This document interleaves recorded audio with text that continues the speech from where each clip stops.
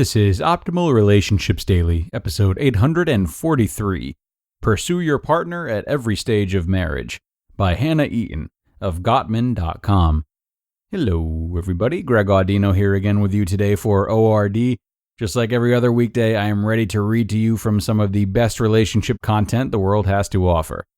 In today's episode, we will be hearing from Hannah Eaton over at the Gottman Institute. She's going to remind us of the value there is in pursuing our partners at all stages, even if we are well into marriage. Can't rest on our laurels, so let's see how we can forever appreciate our partners and start optimizing your life. Pursue Your Partner at Every Stage of Marriage, by Hannah Eaton of Gottman.com. We met Marcy and Jack during our first group dance lesson. Unlike many of the dating or engaged couples we danced with, Marcy and Jack had been at this marriage thing for quite some time, 40 years to be exact. They first started dancing in preparation for their daughter's wedding. The wedding came and went, but Marcy and Jack kept returning for dance lessons week after week. With practice, they continued to hone and improve their dance skills as a couple. And yet, they tapped into something far greater than dance. They began to experience and integrate an idea central to healthy relationships. Continual, purposeful dating and practice is not only helpful, but it is central to cultivating and maintaining meaningful attunement, connection, and intimacy in romantic relationships. While healthy marriages require us to put in this intentional effort and to pursue one another on a continual basis, many dominant paradigms in our culture tell us otherwise. Myth: marriage is a destination. And they lived happily ever after. Disney's multi-billion-dollar industry thrives on this idea. The message is spoon-fed to us as children and reverberated throughout our culture. It's confusing when our own romantic experiences fail to live up to this standard, which they almost always do. So, we either destroy this idea, feeling disappointed that it's not our story, or we hold on to it tightly with the hope and dream that we can harness it if we just find the right person. However, the reality is such that even if we find the right person, we soon realize that everything is not simply sunshine and roses. Marriage is not a destination. Marcy and Jack know this. They know that marriage, like dance, is a continually unfolding journey in which they are active participants, shaping and molding their shared reality. They know that if they take a few months off from dance and neglect their practice, it will be apparent in the quality of their dance and interactions. Maintaining regular practice not only helps keep them connected and attuned as they dance, but it also allows them to reach new heights and depths with one another. Every time we see Jack and Marcy in our group lessons, we are continually impressed by their new moves, gracefulness, and attunement with one another. Whether you are a newlywed or have been married for 40 years like Marcy and Jack, there is immense value in creating and continuing practices that support the ongoing health and connection of your relationship. As John and Julie Gottman explain in their book, 8 Dates, Essential Conversations for a Lifetime of Love, happily ever after is not by chance, it's by choice. It takes work. Myth: love should always feel organic in marriage. One of the most common narratives we see in Hollywood movies and TV shows is the journey of a couple meeting, with perhaps some turmoil or conflict early on, and then a quick resolution, finished off with a hopeful closure. Perhaps this is because the full picture of marriage is not depicted as being as sexy or as exciting as the hot pursuit earlier on. Or perhaps it's assumed that the public doesn't want to see the reality of married life, the good, the bad, and the ugly. Either way, it's doing our culture a disservice. A second paradigm is ripping through our culture like wildfire. If you don't feel the love anymore, then why stick around? As a therapist, I hear it all the time. We just fell out of love. While love, the noun, may initially bring two people together, it is love, the verb, that makes it last.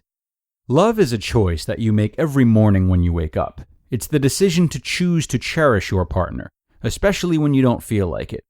It's in these times, in particular, that your partner likely needs your love the most. In truly healthy marriages, each partner wakes up in the morning and makes the decision to purposefully practice and cultivate more love for their spouse. Marcy and Jack understand this principle. 40 years into their marriage, They are still intentionally practicing and choosing one another to keep that connection alive. Like all couples, there have been ample times when they may not have felt the connection or attunement, but nevertheless chose to be there for one another. They are proud of their growth and major improvements as a couple on and off the dance floor, and yet they realize that their work is never done. They have signed up for a lifetime commitment of pursuing and practicing the art of loving one another, and one way they do this is by their weekly dance lessons. Myth: courtship is only for the early years. A third faulty paradigm I see is the notion that courtship and dating is only for the early years. We date, we flirt, we woo, in effort to court one another. And then we're all set. We know one another. We've tied the knot, and suddenly it's no longer important to date one another as we did early on. It's become so normal for couples to indicate they have grown apart and fallen out of love. Life got busy and suddenly they're just living with a roommate. It's understandable how this can happen easily, and yet it doesn't have to be this way. Find ways to court and pursue your partner daily. We all want to feel loved and desired, regardless of what stage we are at in our relationship. Of course, the ways in which we like to be pursued may evolve over the years, which is why it's all the more important to continue to update your love maps.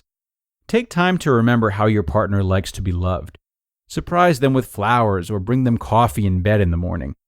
Take time to experiment and explore new ways you can flirt with them. It's in these small moments of connection that our relationships flourish. At 62 and 65, Marcy and Jack are still intentional about planning and having regular date nights together. They've established a ritual of carving out sacred time for one another and dance together on a weekly basis. They recognize that dancing and date nights aren't just for the youth. They're for couples at all stages of their relationship.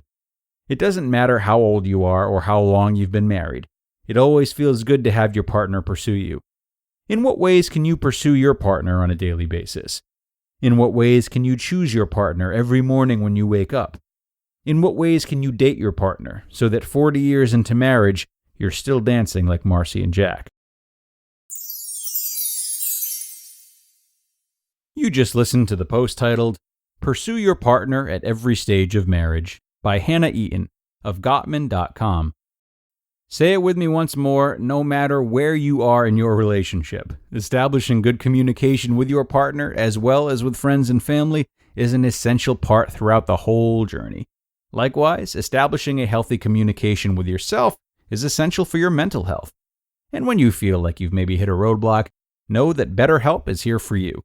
BetterHelp will get your needs assessed and help match you with your personal licensed professional therapist. They provide a safe and private environment for you to communicate with your therapist within 24 hours, plus giving you the flexibility of scheduling weekly video or phone sessions. Their financial aid makes it more affordable than traditional offline counseling, and you can schedule an appointment online at your own convenience. In fact, so many people have been using BetterHelp that they're recruiting additional counselors in all 50 states. BetterHelp is not self-help, it is professional counseling where everything you share is confidential. Guys, I want you to start living a happier life today. And as a listener, you'll get 10% off your first month by visiting betterhelp.com/ORD. Join over 1 million people taking charge of their mental health. Again, that's BetterHelp, HELP.com/ORD. A wonderful read from Hannah today, and a particularly interesting look at love as a verb as opposed to a noun. This may be a hard sell for people, and if this sounds like you, I encourage you to ask yourself just how much you've even tried putting this idea into practice. It's easy to say you're either in love or not, and it's almost a force of nature that can't be controlled. While love does possess an inhuman amount of power like this, it's likely the verb of love, the actions taken out of love, that help to uphold it. When you do make choices each day that are rooted in love, especially when they're hard to make, it's easier for that sense of love to be maintained because both partners are constantly in a rhythm of trying to make it work themselves and feeling loved and appreciated because they see their partner putting forth the same effort. This is the grunt work that supports the magical being of love, and it's a lot more in our control than we may think. Very thought-provoking stuff today. What else is new from Gottman, honestly? Thank you so much for listening, friends, and I hope you enjoyed it as much as I did. I'm going to wrap up, but I'll be back with you tomorrow where we will start finishing up the week with some parenting content and where your optimal life awaits.